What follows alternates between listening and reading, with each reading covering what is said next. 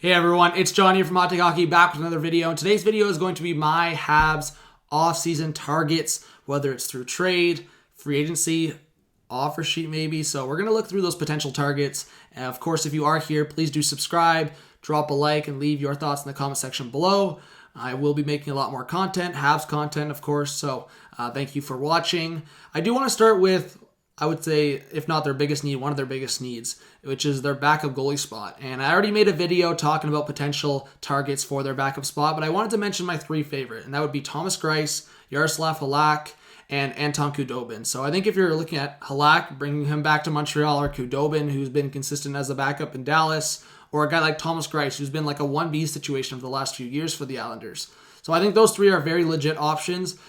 Obviously, you're looking at Charlie Lindgren, but I do think you need to update or upgrade that spot. And for Lindgren, he only played 6 games, and I think you do need to get more experience, and that needs to be filled to look more like a playoff team. And obviously, there's bigger issues like the top center spot or on that left side of the defense, but we'll get into that. So that's the goaltending. Let's get into forwards and defense. So we'll start with forwards. Obviously, a big need, and for Montreal Canadiens fans, they've been looking for it. They've been waiting on it.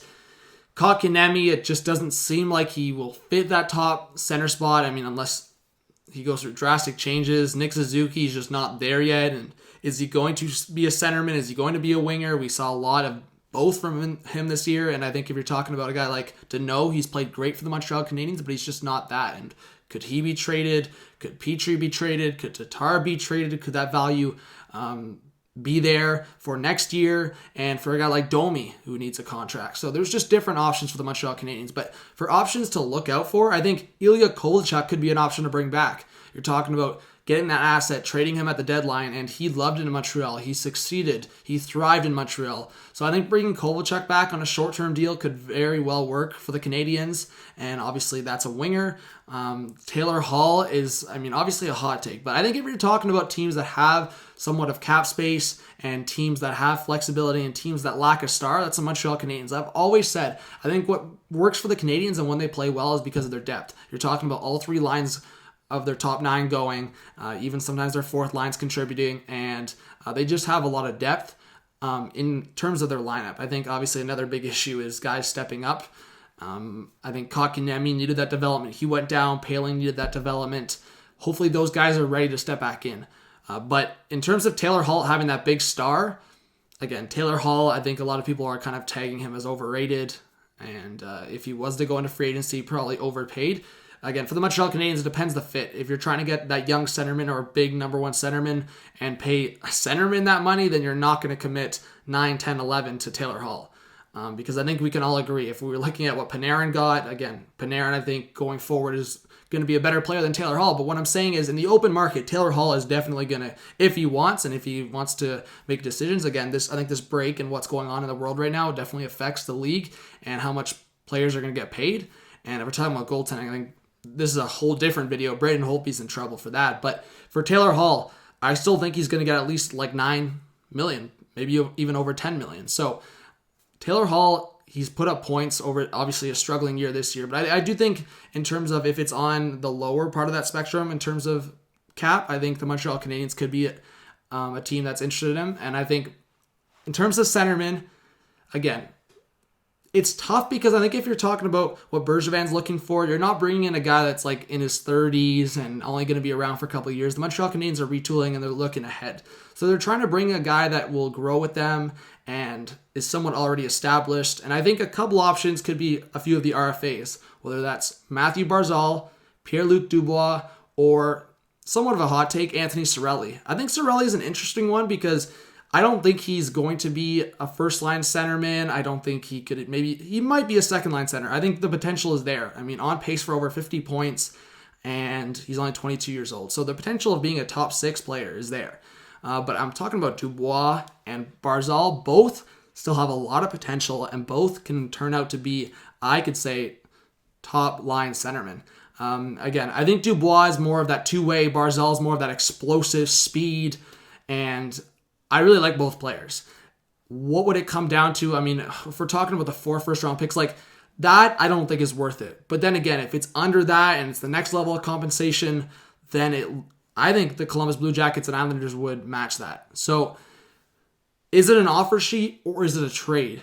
I do think there's been a lot of rumors around Barzal. I do think the Blue Jackets want to keep a guy like Dubois. So these are just targets. These are just ideal scenarios for the Montreal Canadiens. I think there's been some rumors around Barzal, and they've connected to the Montreal Canadiens in some sense. So I think that there could be a little bit of smoke coming for that. But for Dubois, I'm not too sure. But in terms of just an ideal situation, I think Dubois is a player that Bergevin would really like. And in terms of Claude Julien and his days in Boston, I think Dubois would really fit that style.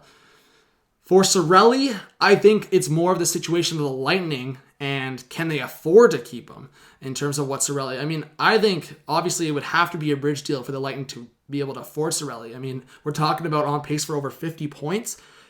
In my mind, that's at least $4 million going forward, at least. And if it's a long-term deal, it's like much more than that because of his potential. He's only 22 years old. So if it's a short-term deal, if we're talking 2, 3, 4 years, then I would say in around $4 million, 3.5, $4 million. But of course, that long-term deal with the Montreal Canadiens could give could be much upwards of that. So I think those are options up the middle.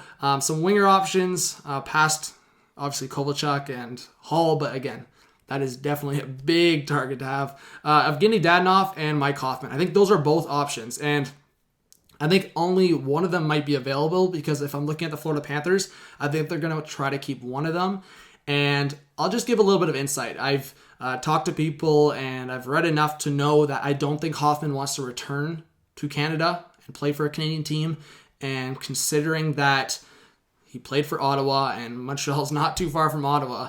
I think if you're talking about options there, then it might not be Hoffman, and the Florida Panthers might re-sign Dadonov. So I just wanted to include that. I'm thinking if both players are available, the Montreal Canadiens might reach out to both. So I think they are targets in some sense. I don't know how realistic, though. And another forward I have is Tyler Toffoli. I think before Toffoli was even traded to the Vancouver Canucks, I thought that if the Montreal Canadiens were pushing for a playoff spot somehow, Toffoli could be an option for them and to re-sign him. But I do think it makes more sense to look for him in the open market. Toffoli is now with the Vancouver Canucks, and he could very well re-sign there, but I do think that's an option there. Defense. Marco Scandella. I want to start with Scandella because I do think this is a legit opportunity for the Montreal Canadiens to bring another guy back. Maybe bring back Kovalchuk, maybe bring back Scandella. He's with the Blues right now. The Montreal Canadiens, Bergevin was very smart in turning that fourth-round pick into a second and a conditional fourth. I think if you're looking at Scandella, I don't know if he would re-sign with the St. Louis Blues. Let's see how the Blues do. But I do think a Montreal boy, I think he could return to Montreal and fit either on that second or third pair. A couple other defensemen, Travis Hamonic. I think Hamonic could be a fit. I know the Montreal Canadiens are, I would say, looking better on that right side than the left.